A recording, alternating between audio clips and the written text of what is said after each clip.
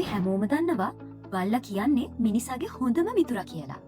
හැබැයි අපේ ගෙවල්වල ඉන්න සුරතල් බල්ලෙක් සහ රටක් ආරක්ෂා කරන්න දැඩි වෙහෙසක් ගන්න පොලිස් බල්ලෙක් අතර තියෙන්නේ අහසට පොළොව වගේ ලොකු වෙනසක්. අද වීඩියෝවෙන් අපි කතා කරන්නේ පොලිස් බල්ලෙක් සහ සාමාන්‍ය බල්ලෙක් අතර තියෙන ප්‍රධානතම වෙනස්කම් 5ක් ගැනයි.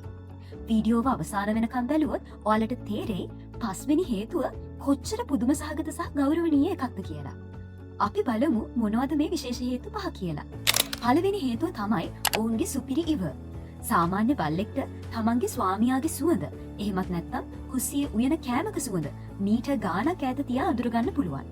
හැබැයි පොලිස් බල්ලෙක් කියන්නේ සුවඳ පිළිබඳ විශේෂඥයෙක්. පොලිස් K9 එකකේ බල්ලන්ට පුළුවන් සෙනග දහස් ගණනක් ඉන්න තැනක එකම එක සැකකරුවෙක්ව විතරක් සුවඳින් හොයාගන්න. ඒ වගේම පොළොව යට අඩි ගාණක් ගැඹුරු සඟවලා තියෙන පුපුරන ද්‍රව්‍ය හෝ මත්ද්‍රව්‍ය පවා ඉතා නිවැරදිව වෙන් කරලා අඳුනගන්න ඔවුන්ගේ නාසයට පුළුවන්. ඔවුන්ගේ ඉව සාමාන්‍ය සුරතලෙකුට වඩා දහස් ගුණයකින් ප්‍රබලයි. දෙවැනි හේතුව තමයි හැම බල්ලෙක්ටම පොලිස් බල්ලෙක් වෙන්න බැරිවීම. සාමාන්‍යයෙන් අපිට ඕනම වර්ගයක බල්ලෙක් ගෙදර හදාගන්න පුළුවන් වුණත් පොලිස් සේවයට ගන්නේ සුවිශේෂී බුද්ධියක්, ශක්තියක් සහ කීකරුකමක් තියෙන වර්ගවල බල්ලන් කීපයක් පමණයි. ඒ වගේම ඒ වර්ගවල උපදින හැම පැටියෙක්ම පොලිසියට ගන්නේ නැහැ. උපතින්ම තියෙන දක්ෂතාවය, බය නැතිකම, චරිත ස්වභාවය සහ ක්‍රියාශීලීභාවය පරීක්ෂා කරලා කරන දැඩි තේරීම් ක්‍රියාවලියකින් සමත් වෙන ඉතාමත් සුළු පිරිසකට විතරයි පොලිස් පුහුණුවට ඇතුළත් වෙන්න වාසනාව ලැබෙන්නේ. තුන්වෙනි වෙනස තියෙන්නේ ඔවුන් ලබන විනය සහ පුහුණුව මතයි. සාමාන්‍ය බල්ලෙක්ට අපි ගෙදරදී උගන්වන්නේ වාඩි වෙන්න, අත දෙන්න, නැත්නම් බෝලයක් අරන් එන්න වගේ සරල දේවල් කීපයක් විතරයි. හැබැයි පොලිස් බල්ලෙක් කියන්නේ මාස ගණනාවක් තිස්සේ දරුණු පුහුණුවීම් ලබන වෘත්තිකයෙක්. ඔවුන්ට භාෂා කීපයකින් දෙන නියෝග වගේම අත්වලින් කරන සරල සංඥා පවා තේරුම් ගන්න පුළුවන්. තමන්ගේ පුහුණුකරු ඇටැක් කියලා අන නොකරන තාක් සතුරෙක් ඉදිරියේ වුණත් ඉතාම ඉවසීමෙන් සහ විනයගරුකව ඉන්න ඔවුන්ට පුළුවන්. හතරවෙනි හේතුව තමයි අනතුරක් හමුවේ දක්වන බිය නැතිකම.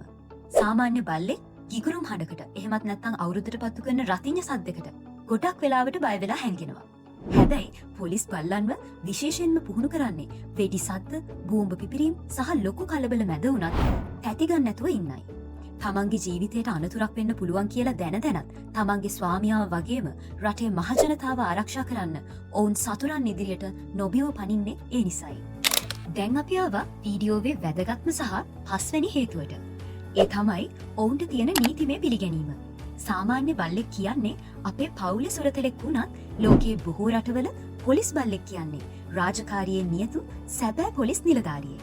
පොලිස් බල්ලෙක්ට පහර දීම හෝ අනතුරක් කිරීම සලකන්නේ මිනිස් පොලිස් නිලධාරියෙක්ට පහර දීමක් හා සමාන බරපතල වරදක් විදිහටයි. ඔවුන් වයස අවුරුදු 8ක් හෝ 9ක් වෙද්දී ගෞරවාන්විතව සේවයෙන් විශ්‍රාම ගන්වනවා. ඊට පස්සේ ඔවුන් බලාගන්න කැමති ආදරණීය පවුලකට හෝ ඔවුන්ගේම පුහුණුකරුට නිදහසේ ජීවත් වෙන්න බාර දෙනවා. ඔන්න ඔය ප්‍රධාන හේතු 5 නිසාම තමයි පොලිස් බල්ලෙක් සාමාන්‍ය බල්ලෙක්ගෙන් සම්පූර්ණයෙන්ම වෙනස් වෙන්නේ. ඉතින් මේ හේතු 5න් ඔයාලව වඩාත්ම පුදුමයට පත් කරපු හේතුව මොකක්ද කියලා පල්ලෙහෙන් කමෙන්ට් කරන්නත් අමතක කරන්න එපා. වීඩියෝ එකට කැමති නම් ලයික් කරලා යාළුවන්ට බලන්න ෂෙයා කරන්න. මේ වගේ තවත් රසවත් වීඩියෝ දිගටම බලන්න අපේ channel එක subscribe කරන්න අමතක කරන්න එපා. ඊළඟ වීඩියෝවෙන් නැවත හමු වෙමු. හැමෝටම සුබ දවසක්.